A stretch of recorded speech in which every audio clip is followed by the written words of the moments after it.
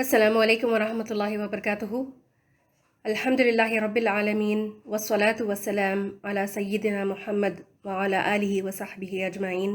अम्मा बाद, अऊज़ु बिल्लाहि मिनश शैतानिर रजीम। बिस्मिल्लाहिर रहमानिर रहीम।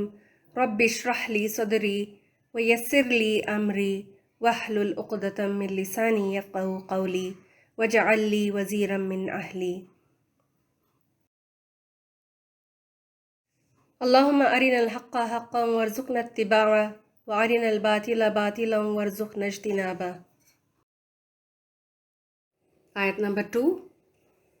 अऊज़ु बिल्लाहि मिनश शैतानिर रजीम। बिस्मिल्लाहिर रहमानिर रहीम। क़य्यिमन लियुनज़िरा बअसन शदीदम मिन लदुन्हु वयुबश्शिरल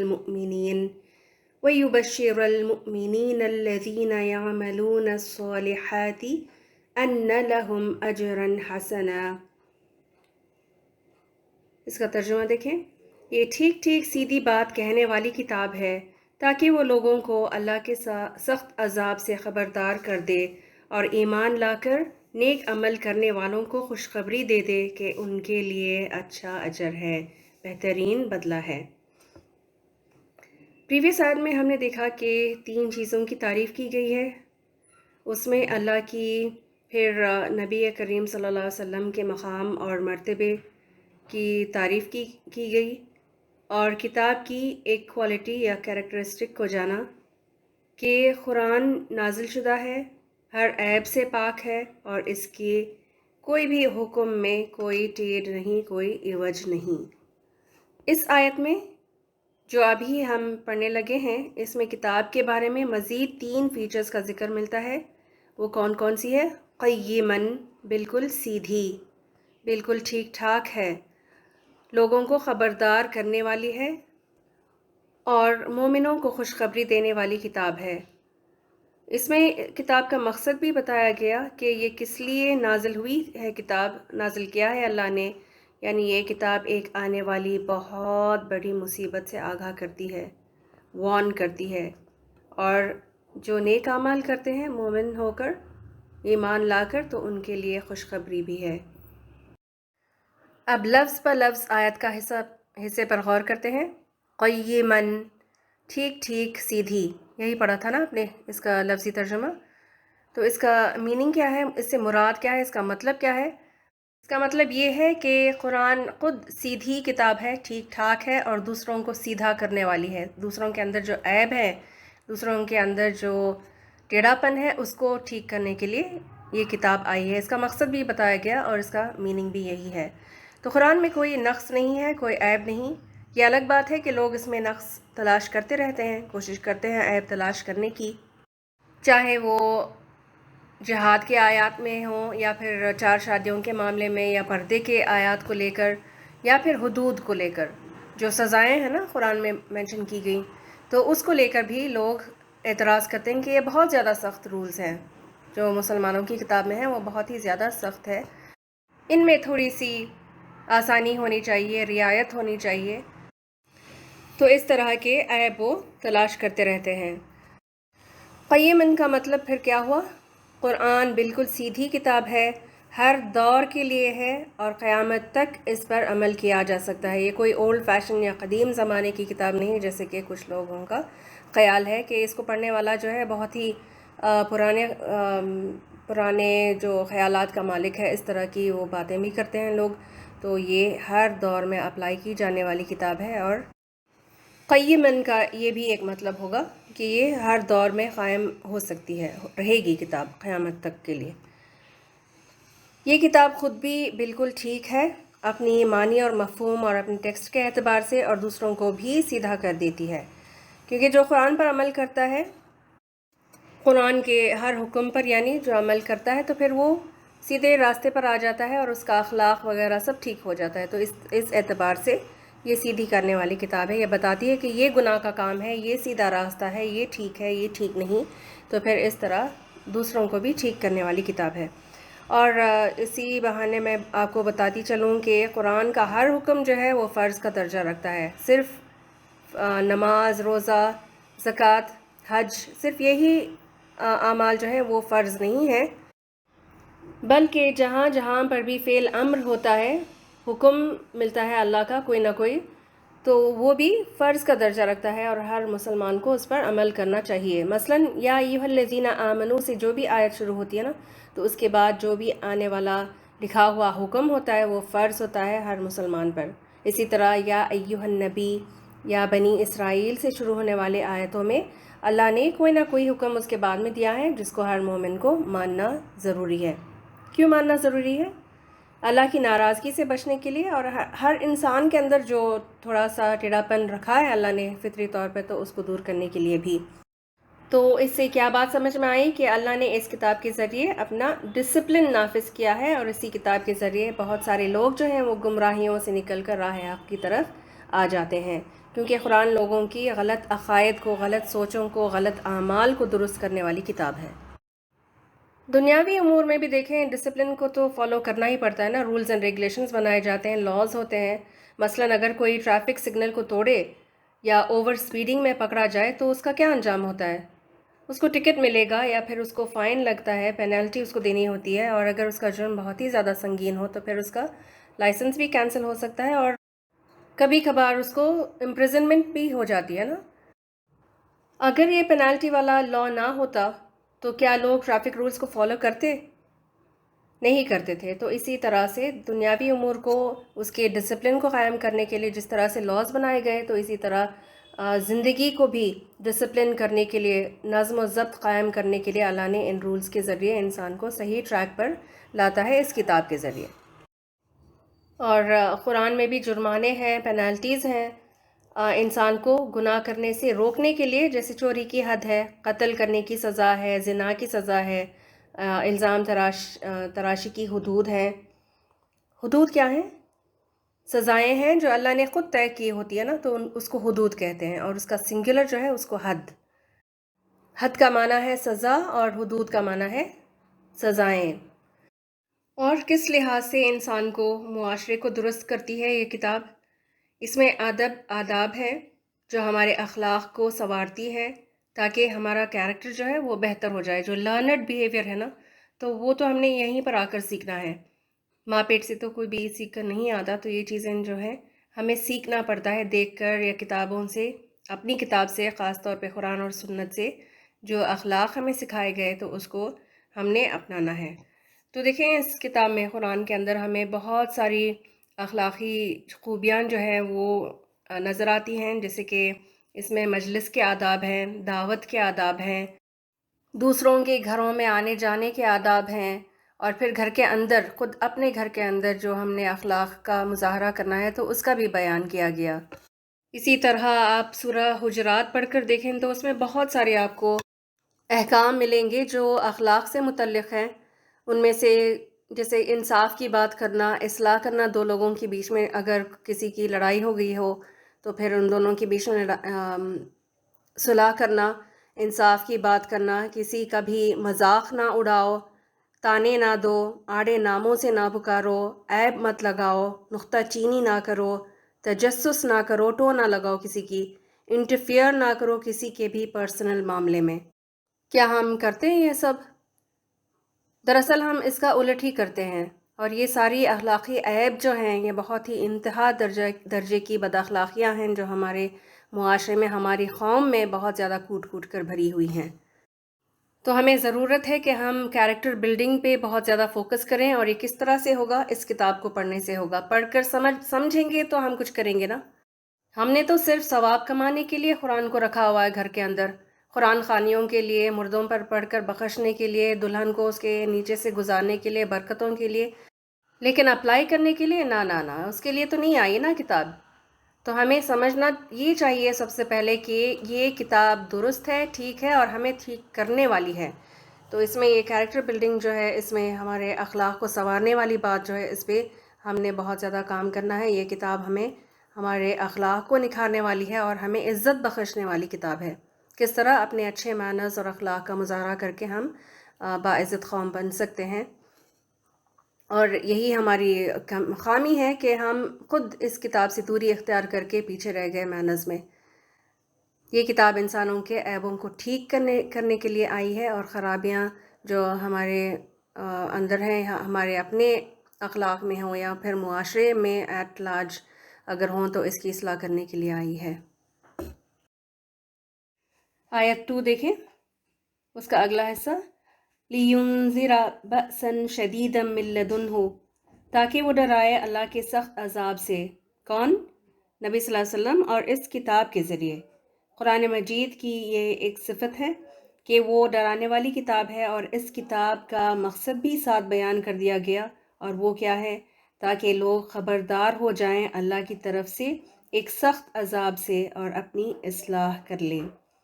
یہ کتاب آگاہ کرتی ہے، وارننگ دیتی ہے کہ اگر تم باز نہ آئے اپنی غلط عقیدوں سے، غلط کاموں سے، تو تمہارے لیے بہت سخت عذاب انتظار کر رہا ہے اور شدید سزا کا کہ مستحق ہو جاؤ گے۔ لیکن یہ ڈرانا خوف زدہ کرنے کے لیے نہیں، شفقت کا ڈرانا ہے، لوگوں کو آگاہ کرنے کے لیے۔ جیسے ہم مائیں بھی وارننگ دیتے ہیں نا اپنے بچوں کو، اگر وہ کوئی بات نہ مانے اور اس میں ان کے لیے کوئی نقصان دہ چیز ہو، تو جیسے ہم ان کو وارن کرتے ہیں کہ اگر تم یہ کرو گے تو یہ ہو جائے گا، تو اسی طرح کا۔ تو یہ خوف دلانے والا ڈرانا نہیں ہے، انفارم یا وارننگ دینے کے طور پر۔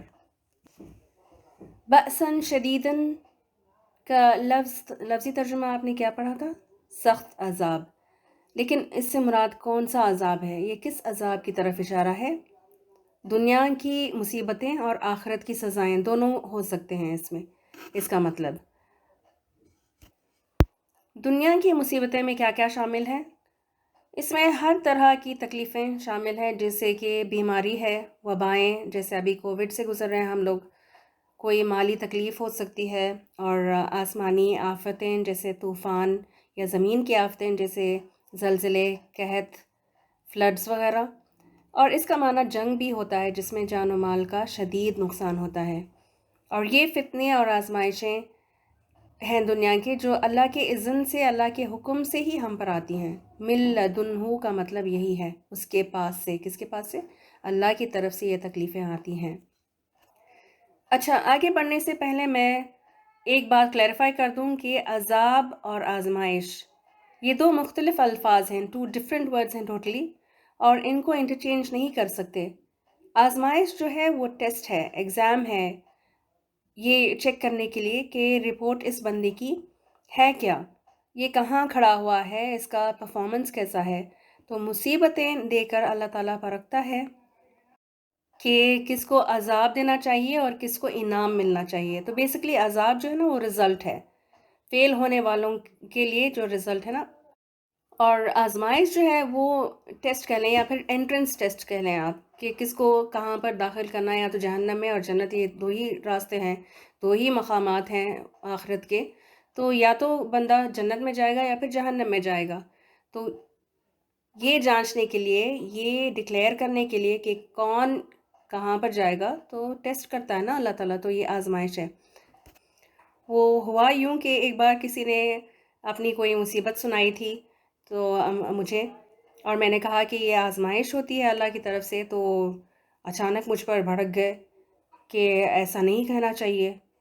میں نے بھی سوچا بھائی اتنی بڑی مصیبت کون سی، میں نے اتنی بڑی بات کہہ دی کہ اتنا ان کو غصہ آ گیا۔ پھر کانورزیشن کے دوران پھر پتہ چلا کہ وہ آزمائش کو عذاب اور سزا سمجھ رہے تھے، جس پر اتنا غصہ ان کو آ گیا تھا، اور انہوں نے غلط معنوں میں اس بات کو سمجھا کہ میں ان سے کہہ رہی ہوں کہ جو مصیبت آپ پر آئی ہے وہ آپ پر اللہ کا عذاب ہے، گناہوں کے نتیجے میں جیسے عذاب ہوتا ہے نا، تو اس کو اس طرح سے انہوں نے لیا، جبکہ میں نے آزمائش کا لفظ کہا تھا، اور آزمانا کیا ہوتا ہے؟ ٹیسٹ کرنا، اور اس کے معنوں میں ہی اس کو یوز کیا جاتا ہے۔ بہرحال بأساً شدید سے مراد قیامت کے قریب آنے والے فتنے بھی ہیں، جیسے یہ دنیاوی فتنوں میں آئے گا، دنیا کی جو بأساً شدید ہے نا، تو اسی کو میں ابھی الیبریٹ کر رہی ہوں کہ یہ دنیا کی مصیبتیں ہو سکتی ہیں، یا پھر قیامت کے قریب جو قرب قیامت والے فتنے ہوں گے نا، تو وہ بھی مراد ہو سکتے ہیں، جیسے دجال کا خروج ہے، جس کو ہم کافی ڈیٹیل میں پڑھ چکے ہیں کہ یہ دنیا میں آنے والے ہر فتنے سے بہت بڑا فتنہ ہوگا۔ پھر اسی طرح یاجوج ماجوج ہو گیا، ان کا نکلنا اور آنا، اور زمین پر دہشت پھیلانا اور فساد پھیلانا، جن سے انسان لڑنے کی طاقت بھی نہیں رکھیں گے، اور دجال کے دور میں جو جنگ ہونے والی ہے، جس کو ہم نے حدیث سے بھی دیکھا نا، تو یہ بھی مراد ہو سکتی ہے، اس کا مطلب یہ ہو سکتا ہے باسن شدید کا۔ پھر اسی طرح آخرت کا عذاب بھی ہو سکتا ہے۔ آخرت کی باسن شدید کیا کیا ہیں؟ پھر ہر وہ عذاب جو انسان کی موت کے بعد واقع ہوگا، قبر کا عذاب ہو، قیامت کے دن کی سختیاں ہو گئیں، اور دوزخ کی آگ، جہنم کا عذاب جو شدید ترین عذاب ہے۔ تو یہ کتاب آگاہ کرتی ہے، خبردار کرتی ہے، وارن کرتی ہے کہ لوگوں جان لو کہ ایک دن تمہیں اپنے رب کے پاس واپس پلٹنا ہے، اپنے اعمال پیش کرنے ہیں، اپنے رب کے سامنے کھڑے ہو کر اپنا حساب کتاب دینا ہے، اور جو بھی اس کتاب کے معیار پر پورا نہ اترے، اس کتاب کے مطابق اپنی زندگی نہ گزاری ہو، اس کے لیے کیا ہے؟ بأسن شدید، یعنی سخت عذاب ہے۔ وَيُبَشِّرَ الْمُؤْمِنِينَ، اور خوشخبری دے مومنوں کو۔ یہ صرف انذار اور ڈرانے والی کتاب نہیں، وارننگز دینے والی کتاب نہیں، یہاں پر خوشخبریاں بھی دیتا ہے اللہ سبحانہ تعالیٰ ساتھ ہی۔ تو یہ کس کو خوشخبری دیتی ہے؟ مومنوں کو۔ مومن کون ہے بھلا؟ اگر ہم اس خوشخبری پانے والے لوگوں کے گروپ میں شامل ہونا چاہتے ہیں تو یہ جاننا ضروری ہے کہ مومن ہوتا کون ہے۔ وہ ارکان الایمان کو ماننے والے ہوتے ہیں۔ کون؟ مومن۔ ارکان الایمان کتنے ہیں اور کون کون سے ہیں؟ ایمان کے 6 ارکان ہیں، جو ہم یوزلی ایک کلمے کے شکل میں ہم جو پڑھتے ہیں نا، آمنت باللہ و ملائکتہ و کتبہ، تو یہی ہیں 6 ارکان ایمان کے۔ اس میں سے سب سے پہلا ہے اللہ پر ایمان، یعنی اللہ کے وجود کا، اللہ کے اسماء و صفات کو اور وحدانیت کو مان لینا۔ دوسرا، فرشتوں کو ماننا، کرامن کاتبین کو، منکر نکیر کو، ہاروت ماروت کو، ملک الموت کو، اسرافیل کو، میکائیل کو، اور ان سب کے سردار جبریل امین کو، اور ان کے علاوہ بھی جن جن کا ذکر قرآن و حدیث میں ہمیں ملتا ہے، فرشتوں کے نام، وہ سب پر، ان سب پر ایمان لانا، ان کے وجود کو ماننا۔ تو ہمارے بچوں کو ان کے سارے نام آتے ہیں، تو یہ آپ کا ہوم ورک ہوگا کہ آپ نے اپنے بچوں کو ان سارے فرشتوں کے نام سکھانے ہیں، اور ان کے جو کام ہے ہر فرشتے کا، تو اس کو بھی آپ بتائیں ضرور۔ تیسرا ہے کتابوں کو ماننا، کہ زبور، تورات، انجیل اور قرآن ساری ہی اللہ کے پاس سے آئی ہیں اور انسانوں کی رہنمائی کے لیے، تو ان کتابوں کو بھی ماننا ایمان کا حصہ ہوگا۔ چوتھا ہے رسولوں کو ماننا، سارے کے سارے انبیاء کو ماننا، آدم علیہ السلام سے لے کر محمد صلی اللہ علیہ وسلم تک سارے پیغمبر کو ماننا ضروری ہے۔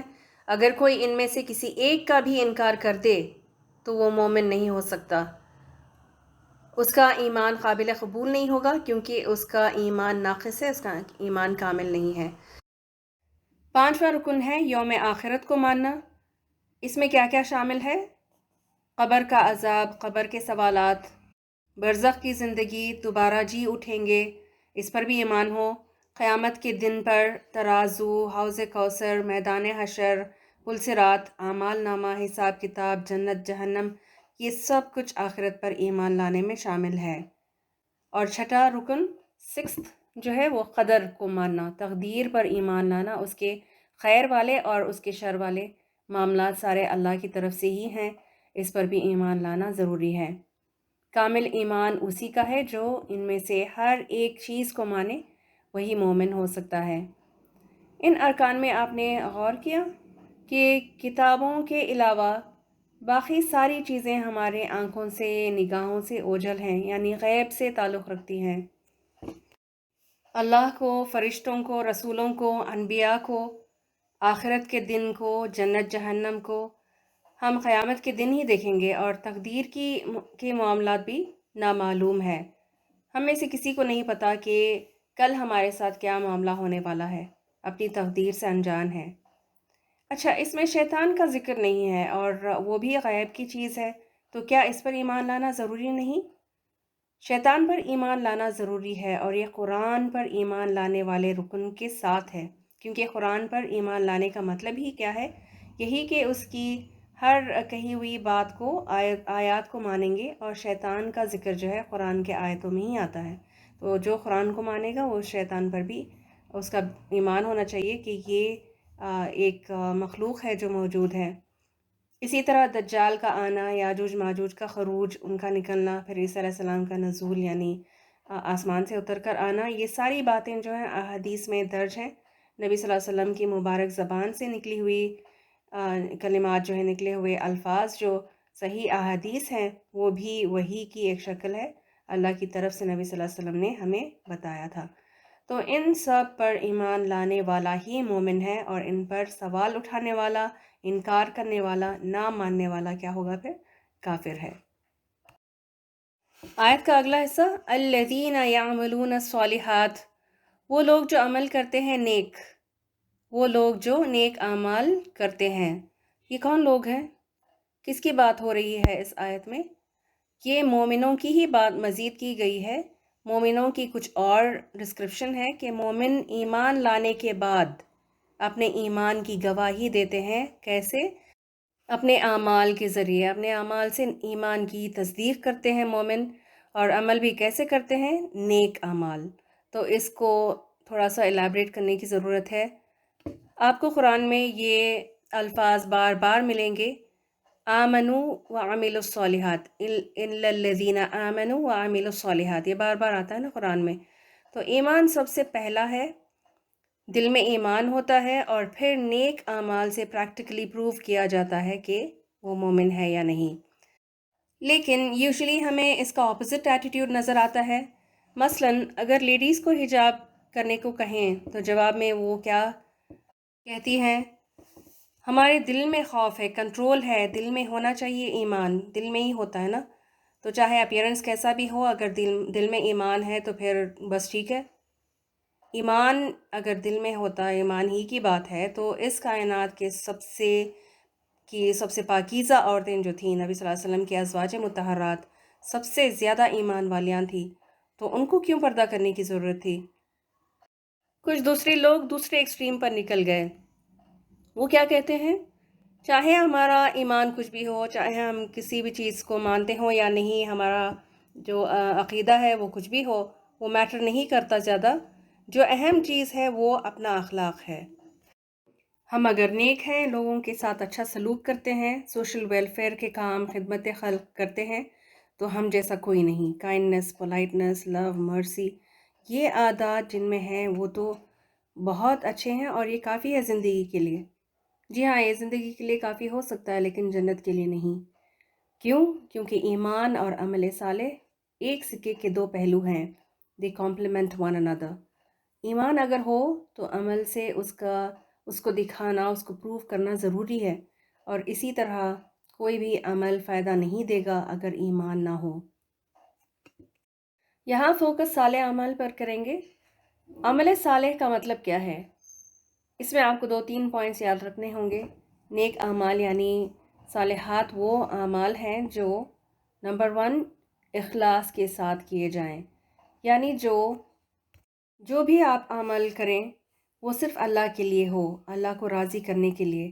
تو اس عمل میں ریاکاری اور دکھاوا بالکل نہیں ہونا چاہیے، لوگوں میں جشن کے لیے نہ ہو۔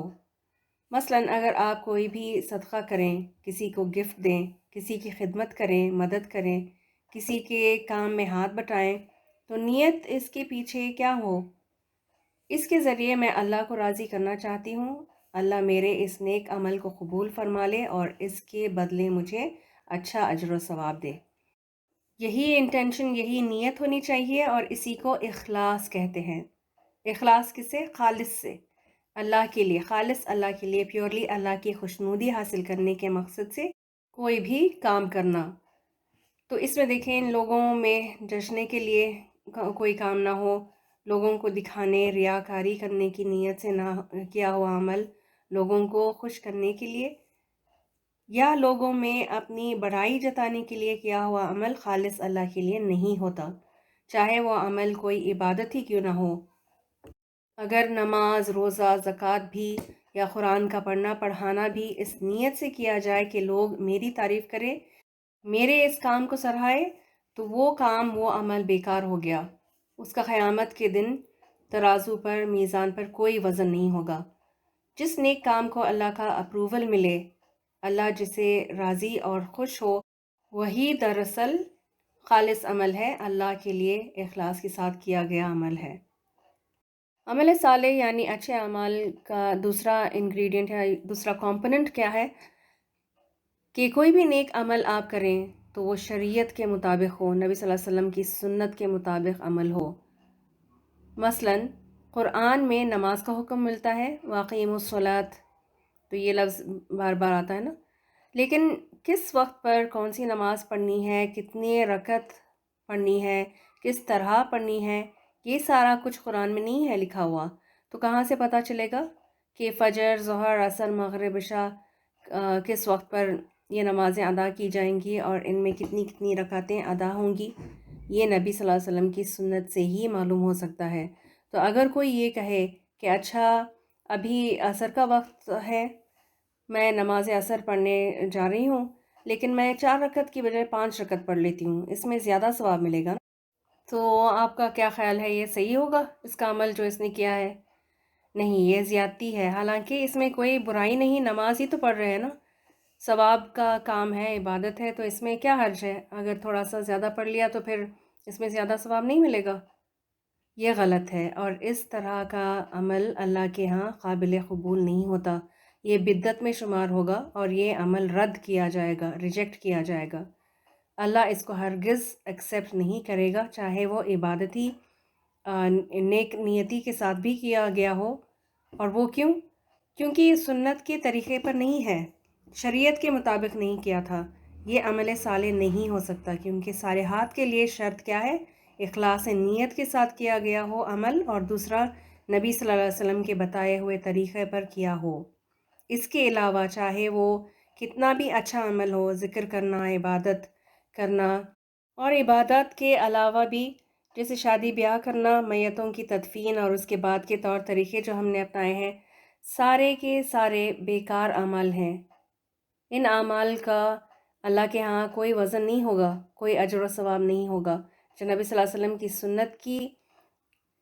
سنت کے طریقے پر نہ کیا گیا ہو، خود ساختہ اپنی خواہش کے مطابق جو بھی عمل کریں گے عبادت سمجھ کر، اللہ کے لیے ہی کیوں نہ ہو اور ثواب پانے کے غرض سے، لیکن نبی کے بتائے ہوئے شریعت پر نہ ہو، تو وہ ہرگز قبول نہیں کرے گا اللہ۔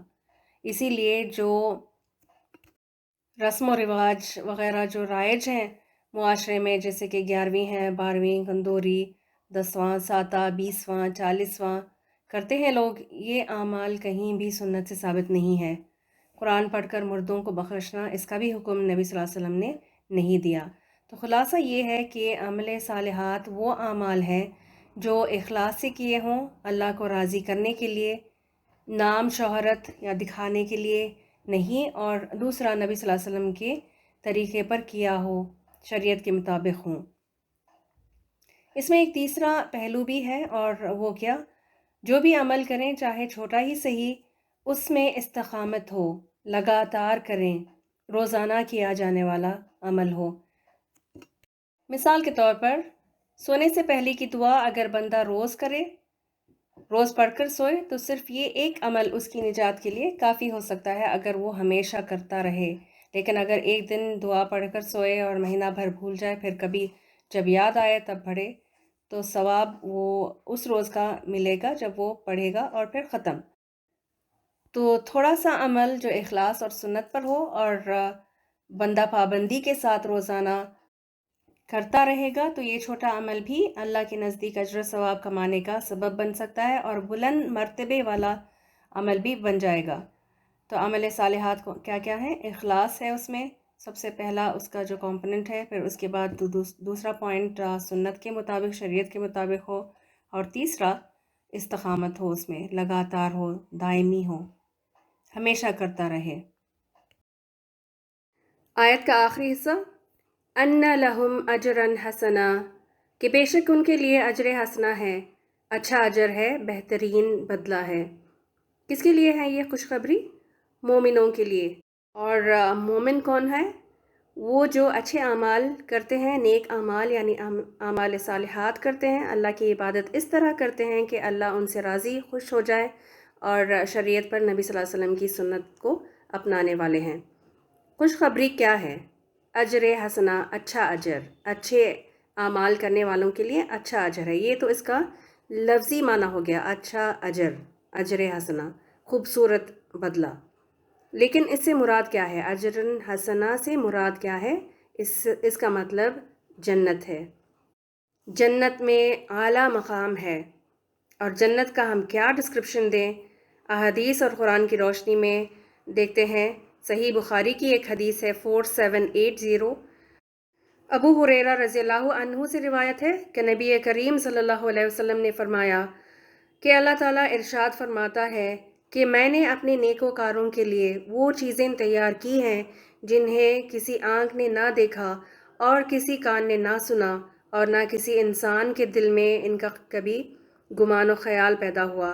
پھر نبی کریم صلی اللہ علیہ وسلم نے اس آیت کی تلاوت کی، فَلَا تَعْلَمُ نَفْسٌ مَا أُخْفِيَ لَهُم مِّن قُرَّةِ أَعْيُنٍ جَزَاءً بِمَا كَانُوا يَعْمَلُونَ.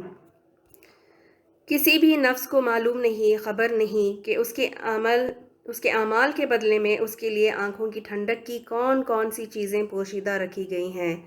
یعنی جنت میں ایسا سامان راحت چھپا کر رکھا گیا ہے مومنوں کے لیے، اور یہ بدلہ ہے ان کے نیک اعمال کا جو وہ دنیا میں کرتے رہے.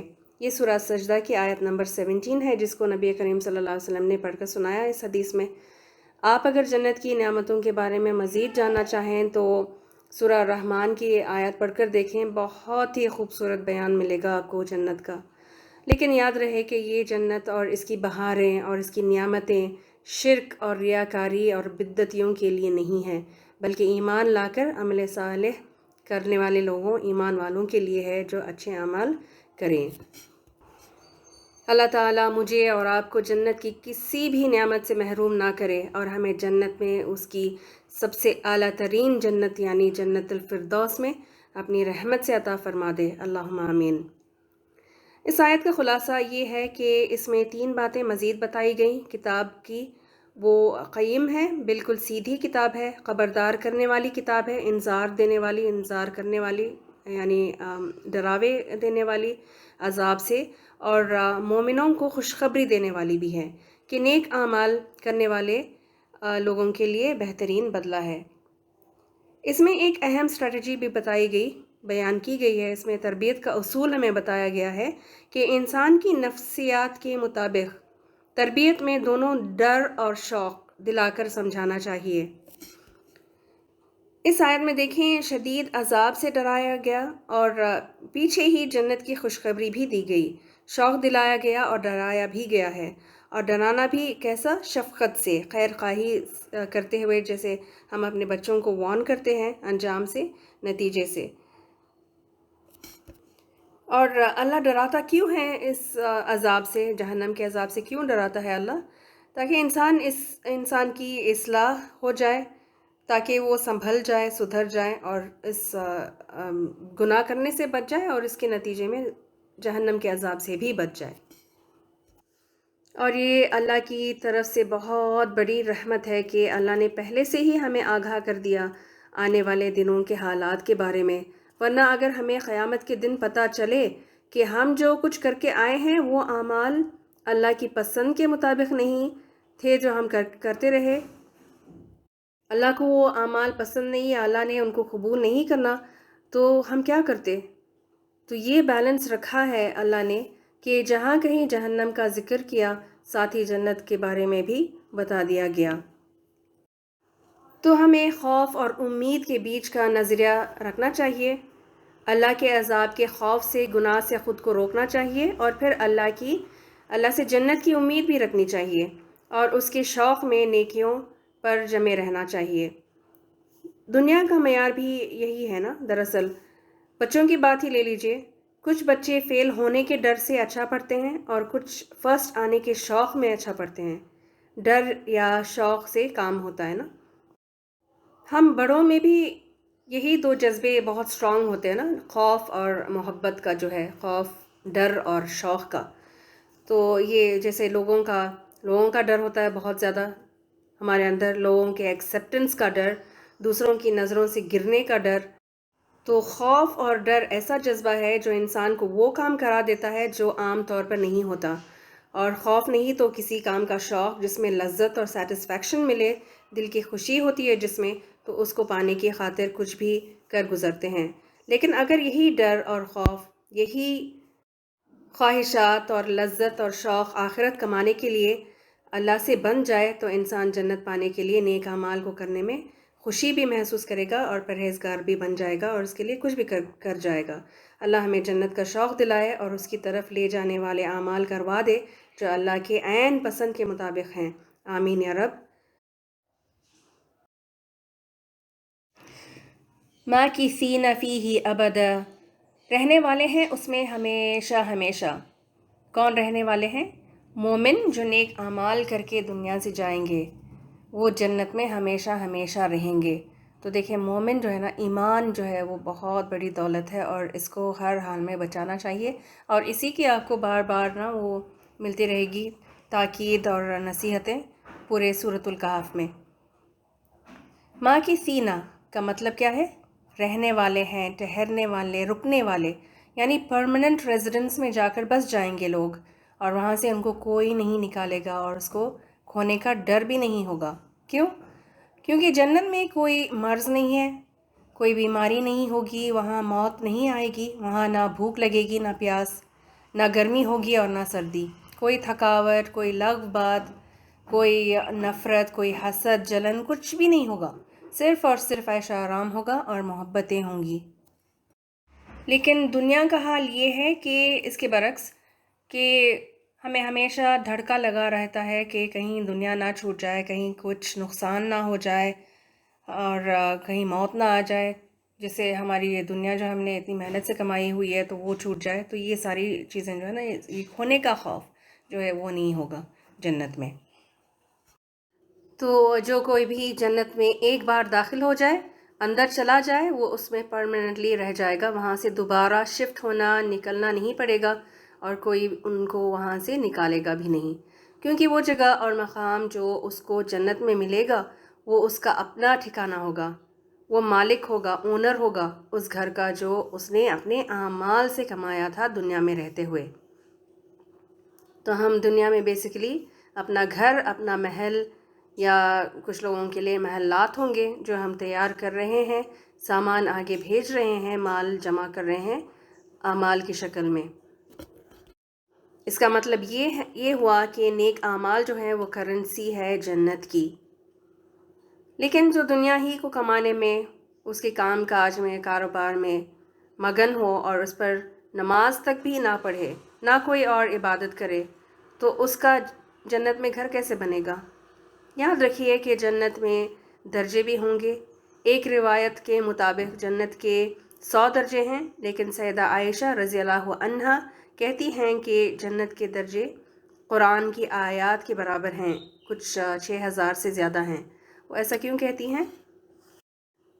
کیونکہ حافظ قرآن سے قیامت کے دن اللہ سبحانہ تعالیٰ کہیں گے، پڑھتا جا اور چڑھتا جا، تیری آخری منزل وہی ہے جہاں تو آخری آیت پڑھے گا۔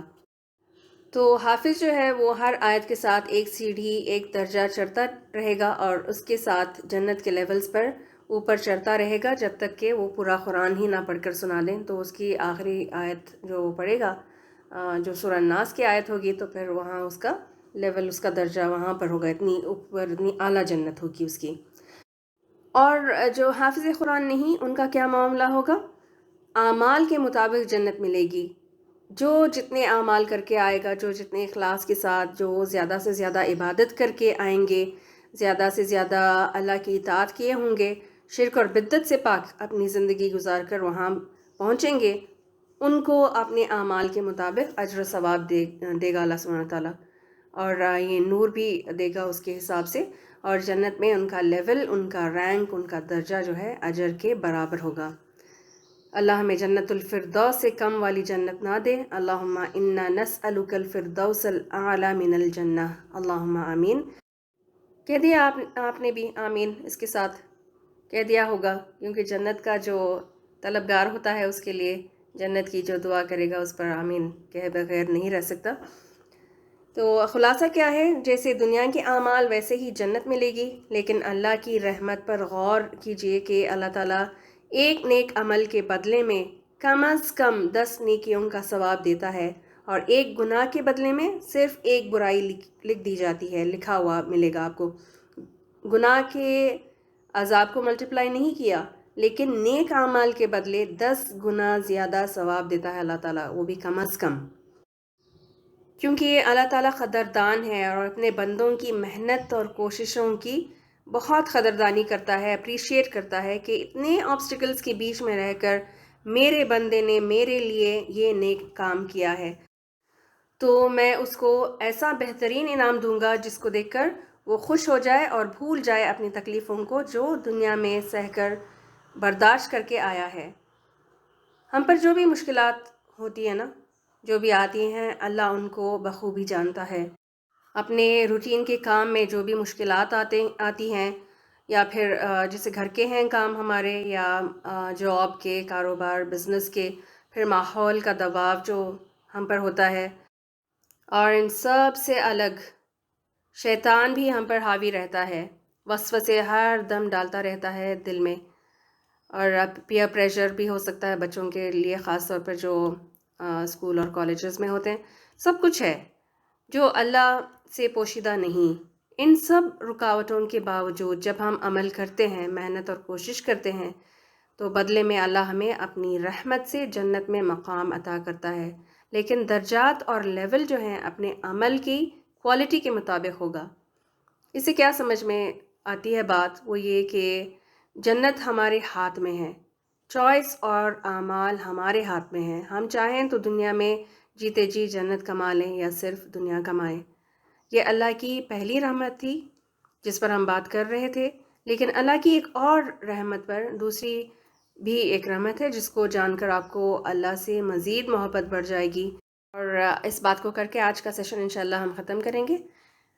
तो दूसरी रहमत जिस पर गौर करना चाहिए वो ये है कि अल्लाह ने हर जन्नती से इस आयत में हमेशगी का वादा किया है।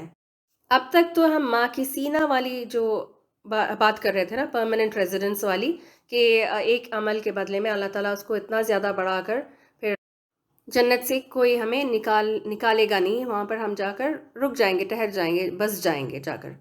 ठीक है, तो ये दूसरी रहमत इसमें ये इस बात पर फोकस है, फ़ी ही अबदा, अबदा वाली बात पर, हमेशा हमेशा के लिए रहने वाले हैं।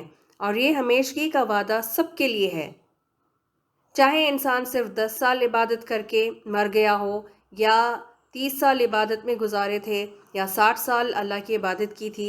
मेरी बात समझ रहे हैं? यानी अगर कोई सिर्फ 10 साल इबादत करके दुनिया से चला जाए तो उसको जन्नत में 10 गुना अजर देकर 10 साल का यानी 100 साल के बाद उसे ये नहीं कहा जाएगा कि हाँ चलो भाई अभी घर अपना खाली करो, अपनी जगह छोड़ने का टाइम आ गया है, क्योंकि तुमने 10 साल की इबादत की थी दुनिया में, तो तुम्हारे 10 साल का अजर जो है वो ख़त्म हो गया है, इनाम मिल चुका आपको, तो 10 साल का इतना ही मिलना था आपको, तो अब चलो भाई अब यहाँ से कहीं और चले जाओ। तो ऐसी कोई बात नहीं होगी वहाँ पर जाकर। एक बार दाखिला मिल गया तो हमेशा रहेंगे। अगर देखा जाए तो हम शायद 10 साल ही इबादत करते हैं। वो कैसे? अपनी ज़िंदगी के पहले 10 साल निकाल दें, क्योंकि माइनस कर दें उसको, क्योंकि वो बचपन था ना, तो नाबालिग का कोई हिसाब नहीं होगा, उससे कलम उठा लिया जाता है। तो 10 साल शुरू के वो नाबालिग वो कम सिनी में वो जो गुजारते हैं, तो वो उसका नहीं होगा हिसाब कोई। फिर बाकी उम्र में से 1/3 अपने रूटीन का निकाल दें। जॉब का वक्त हो 9 to 5 का वाले जो जॉब्स होते हैं, या फिर कन्वेंस और घर से ऑफिस और या दुकान आना जाना, लेडीज़ के लिए घर के काम काज संभालना, बच्चों के काम करना वगैरह, तो ये 1/3 ज़िंदगी उसमें से निकल गई। फिर बाकी उम्र से आप क्वार्टर या 1/3 ही निकाल दें, क्योंकि इतना अरसा तो हम सोए रहते हैं। अपनी ज़िंदगी की हर रात तकरीबन 6-7 घंटे सोते हैं ना हम, तो फिर उस सोने में गुजार देते हैं। तो 1/4 या 1/3 जैसे भी आपका सोने का रूटीन होगा, तो फिर मेरा ख़्याल है कि 1/4 ही सोते हैं लोग, बहुत ज़्यादा लेट सोते हैं। फिर कुछ लोग जल्दी जाग जाते हैं और कुछ सोते हैं देर तक, काफ़ी देर तक। खैर, बचत कितना टाइम रह गया? यही कोई 10 या 20 साल ज़्यादा से ज़्यादा ना। तो सोचें 10 साल की इबादत और नेक आमाल, नेक काम करने के बदले में اللہ تعالیٰ ہمیں ہمیشہ ہمیشہ کی جنت بخش رہا ہے۔ تو یہ کتنی بڑی نعمت ہے، کتنا بڑا رحم و کرم ہے، فضل ہے اللہ کا ہم پر کہ اتنے کم وقت کی عبادت کے بدلے میں ہمیشگی کی جنت عطا کرنے والا ہے۔ اور دوسری طرف جو دوزخ میں چلے جائیں گے وہ بھی 10 سال یا 20 سال شرک کر کے اللہ کی نافرمانی کرنے کے نتیجے میں ہمیشہ جہنم میں بسائے جائیں گے۔ کتنی بڑی محرومی ہے، کتنا بڑا خسارہ اور نقصان ہے، کتنی بدبختی ہے ان لوگوں کے لیے۔ کیا دنیا کی حرام چیزیں، گناہ کے کام جن میں لوگوں کو مزہ ملتا ہے، is it really worth it? یہ سوچنے والی بات ہے، اور ہمارا دماغ ہمیشہ ایک تجارت ہی کر رہا ہوتا ہے۔ ہم ہر دم اپنے فائدے کی بات سوچتے رہتے ہیں۔ تو کیا 10-20 سال کی پرہیزگاری اور پابندی کی دنیاوی زندگی کے بدلے میں وہ پرائس لیس اور ویلیوبل اور وہ قیمتی جنت حاصل کرنا زیادہ فائدہ مند سودا ہے، یا گناہ کی پرواہ کیے بغیر گزاری ہوئی زندگی کے بدلے میں ہمیشہ کی جہنم؟ جنت ایک بہت بڑا باغ ہے، ایک بہت بڑا گارڈن ہے جس میں مجھے بھی جانا ہے، آپ کو بھی جانا ہے۔ تو اس کے لیے نیک اعمال جمع کرنے ہوں گے، وہ اعمال جو وہاں پر قابل قبول ہوں گے، کھوٹے سکے نہیں، شرک اور منافقت اور بدعت کر کے نہیں ہے جانا، اصلی سکے اکٹھے کرنے ہیں۔ وہ سکے کیسے ہوں گے؟ توحید کے اور سنت رسول والے جو جنت میں چلیں گے ان کو اکٹھا کرنا ہوگا۔ یاد رکھیے جنت بڑی پاک جگہ ہے، اور اس کو صرف پاکیزہ اور پرہیزگار اور پابندی کرنے والے لوگوں کے لیے بنائی گئی ہے۔ ہمیں وہ پرہیزگار متقین بننا ہے۔ اللہ تعالیٰ ہمیں ہر طرح کے شرک سے، بدعتوں سے دور رکھے، بچا کر رکھے، اور صحیح دین پر عمل کرنے کی توفیق عطا کرے، اور ہمارے لیے جنت کا راستہ ہموار کر دے۔ اللہم آمین۔ بس میرا خیال ہے آج کے لیے اتنا کافی ہے۔ اب ان ساری باتوں کو دھیان میں رکھ کر پہلی 3 آیات کی تلاوت سن لیجئے گا۔ اعوذ باللہ من الشیطان الرجیم، بسم اللہ الرحمن الرحیم، الحمد للہ الذی انزل علی عبده